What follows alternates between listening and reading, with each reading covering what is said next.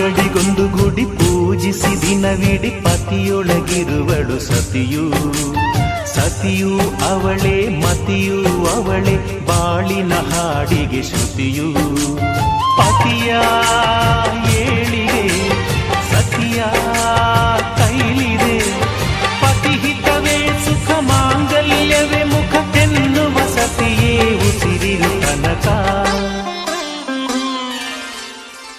ಸುಮತಿ ಸುಮತಿ ಶ್ರೀಮತಿ ಆರು ಗುಣಗಳೇ ನಿನಗಾರತಿ. ಮನಕ್ಕೆ ಒಡತಿ ಮನೆಗೆ ಗರತಿ.